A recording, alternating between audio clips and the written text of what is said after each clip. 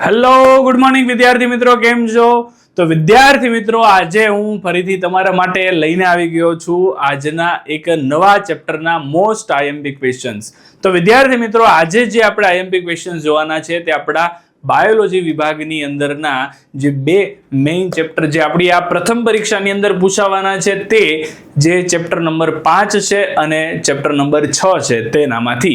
પણ આજે આપણે વાત કરવાના છીએ ચેપ્ટર નંબર 5 એટલે કે જૈવિક ક્રિયાઓ છે તે.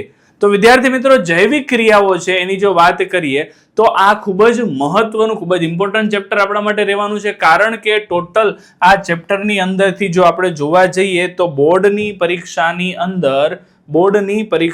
અંદર આમાંથી 2 માર્ક્સના 2 સવાલ, 4 માર્ક્સના 2 સવાલ અને 1 માર્ક્સના 2 સવાલ પૂછાવાના છે. મતલબમાં 2 માર્ક્સના 2 સવાલ એટલે 4 માર્ક્સ, 4 માર્કના 2 સવાલ એટલે 8 માર્ક, 8 + 4 એટલે 12 માર્ક અને 2 માર્ક એક એકના, એટલે કે ટોટલ 14 માર્કનું ચેપ્ટર, હાઈએસ્ટ વેઇટેજ ધરાવતું આ ચેપ્ટર છે. બરાબર? તો ઓબ્વિયસલી મોટું ચેપ્ટર છે એટલે વેઇટેજ વધારે ધરાવે છે, તો પછી ઓબ્વિયસલી આમાંથી ક્વેશ્ચન્સ પણ વધારે જ હશે. બરાબર? તો કારણ કે આપણે 2 માર્ક્સના અને 4 માર્ક્સના બધા પ્રકારના સવાલના જવાબ જોવાના છે, તો જોઈએ કયા કયા પ્રશ્નો આમાંથી પૂછાવા જેવા છે. તો સૌથી પહેલો આપને પ્રશ્ન આપ્યો છે કે રુધિર વાહિનીઓ જે છે એના પર શું કરવાનું છે, તો કે ટૂંક નોંધ લખવાની છે.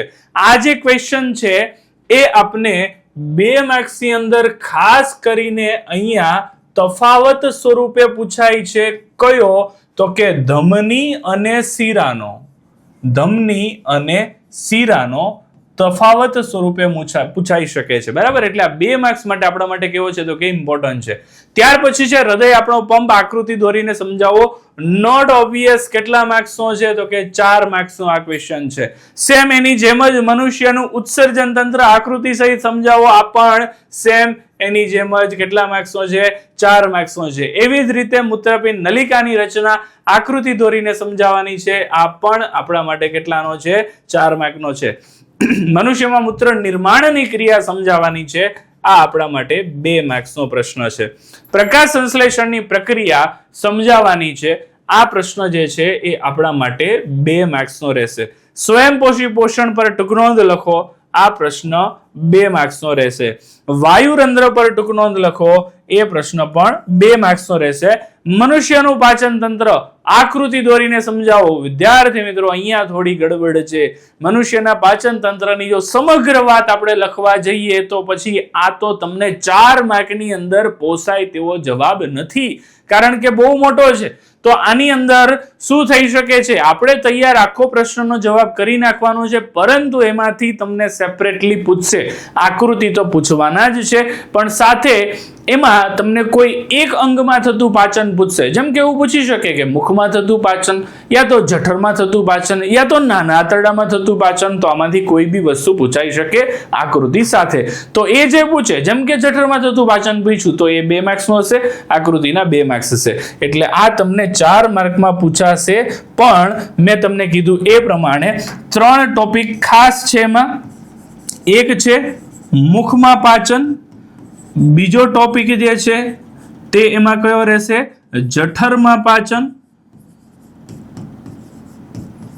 અને ત્રીજો ટોપિક એમાં જે છે એ કયો રહેવાનો છે, તો કે નાના આંતરડામાં પાચન.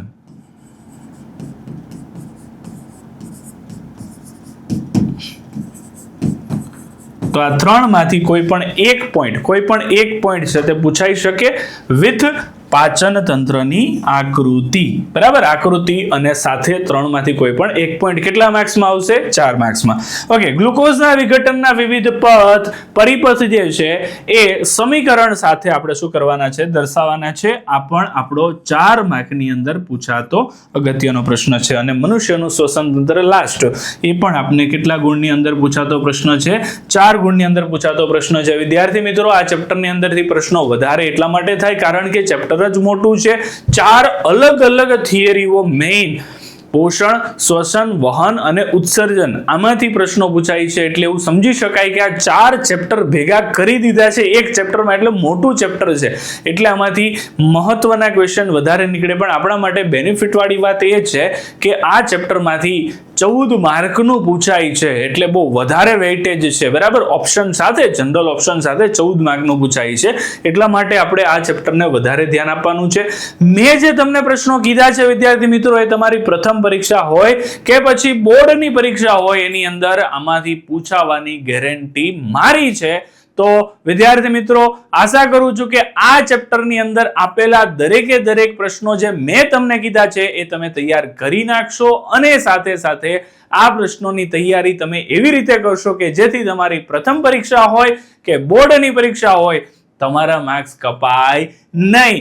ઓકે, તો આવા જ કંઈક નવા વિડીયો માટે મળીશું ફરીથી એક નવા લેક્ચરમાં, નવા વિડીયોમાં. ત્યાં સુધી ગુડ બાય, જય હિન્દ, જય ભારત. પરંતુ એના પહેલા આપણી ચેનલને સબસ્ક્રાઇબ કરી દેજો અને સાથે સાથે બેલ આઇકન પર પ્રેસ કરી દેજો, જેથી કરીને તમને આવા વિડીયો જ્યારે પણ અપલોડ થાય ત્યારે તમને એનું નોટિફિકેશન મળી જાય.